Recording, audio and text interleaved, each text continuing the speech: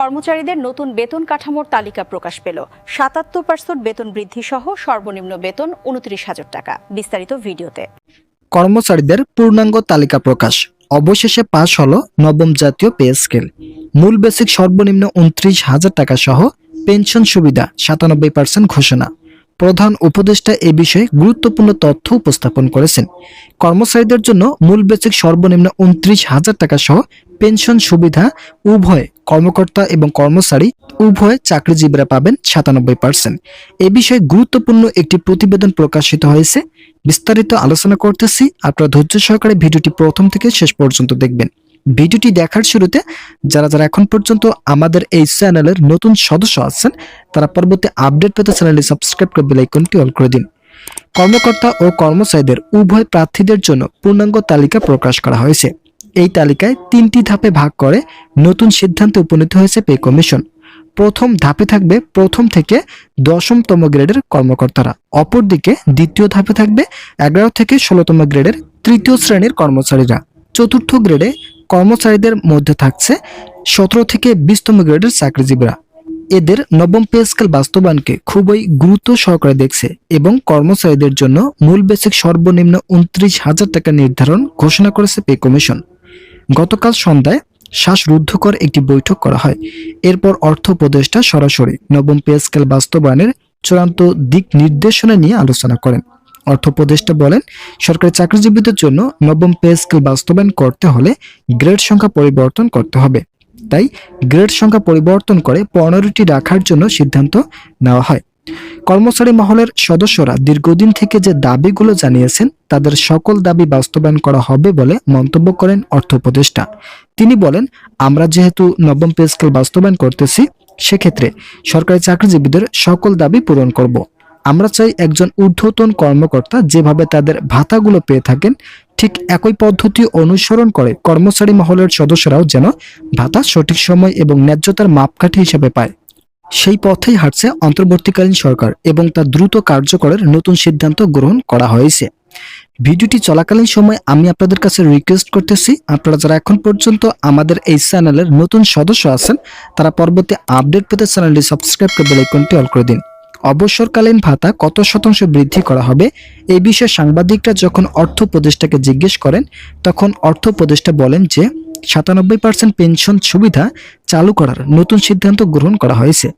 বর্তমান ২০১৫ সালের ৮ম বেতন স্কেলে কর্মকর্তা ও কর্মচারীরা উভয় ৪৫% পেনশন সুবিধা পেয়ে থাকেন। এটা বর্তমান সময় অত্যাধিক কম বলে বিবেচনা করায় নবম পে স্কেল বাস্তবায়নের জন্য নতুন একটি সিদ্ধান্ত গ্রহণ করা হয়।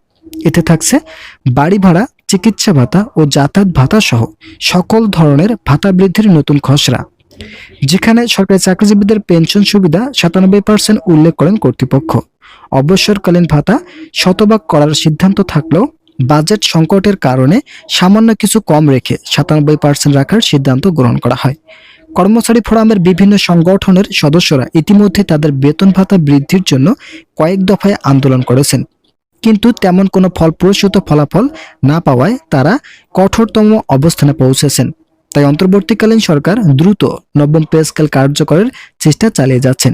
তিনি চাচ্ছেন যেহেতু কর্মচারীদের এই দাবিগুলো ন্যায্য এবং যৌক্তিক, তাই সময় বিলম্ব করা আমাদের পক্ষে সম্ভব নয়। তিনি আরো বলেন, যেহেতু কর্মচারীরা তাদের দাবিগুলোকে খুবই ইতিবাচক হিসেবে তুলে ধরেন, তাই এগুলোকে পর্যালোচনা এবং সংশোধনের মাধ্যমে নতুন খসড়া তৈরি করা হচ্ছে, যেখানে সরকারি চাকরিজীবীদের বেতন বৃদ্ধির পাশাপাশি বিভিন্ন ধরনের ভাতা সংযোজনের নতুন রূপরেখা টানা হয়। তো বন্ধুরা, যারা সরকারি চাকরিজীবী আছেন তারা পরবর্তী আপডেট পেতে চ্যানেলটি সাবস্ক্রাইব করে বেল আইকনটি অল করে দিন। ইতিমধ্যেই নবম পে স্কেলের গেজেট আগামী ১৫ ডিসেম্বরের মধ্যে প্রকাশের দাবিতে প্রধান উপদেষ্টা বরাবর খোলা চিঠি দিয়েছে বাংলাদেশ সরকারি কর্মচারী দাবি আদায় ঐক্য পরিষদ।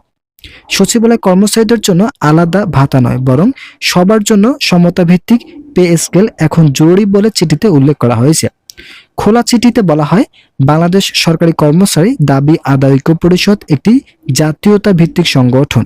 এই সংগঠনের পক্ষ থেকে সারা দেশে কর্মচারীদের ন্যায্য অধিকার এক ও অভিন্ন নিয়োগ বিধি প্রণয়নে সচিবালয় ও সচিবালয়ের বাহিরদের কর্মচারীদের পদ ও পদবি এক ও অভিন্ন রাখা সহ 7 দফা দাবি ভিত্তিতে নবম পে স্কেল 15 ডিসেম্বরের মধ্যে গেজেট প্রকাশের জন্য দীর্ঘদিন যাবৎ বিভাগীয় সমাবেশ, মানববন্ধন, সংবাদ সম্মেলন ও সমাবেশ শেষে প্রধান উপদেষ্টা বরাবর স্মারকলিপি প্রদান সহ বিভিন্ন কর্মসূচি পালন করে আসছে।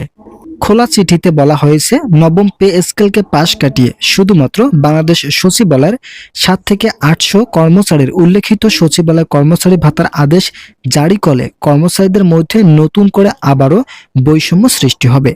কাজেই সচিবালয়ের কর্মচারীদের জন্য কোনো বিশেষ ভাতা প্রদানের আদেশ জারি না করে কর্মচারীদের মধ্যে বৈষম্য নিরসনের লক্ষ্যে নবম পে স্কেল 15 ডিসেম্বরের মধ্যে গেজেট প্রকাশের জন্য অত্র সংগঠনের পক্ষ থেকে জোর দাবি জানাচ্ছি। তো বন্ধুরা, আজকের এই ভিডিওটি পর্যন্ত। আশা করি ভিডিওটি থেকে অনেক উপকার পেয়েছেন। যদি উপকার পেয়ে থাকেন তাহলে অবশ্যই চ্যানেলটি সাবস্ক্রাইব করে বেল আইকনটি অল করে দিন।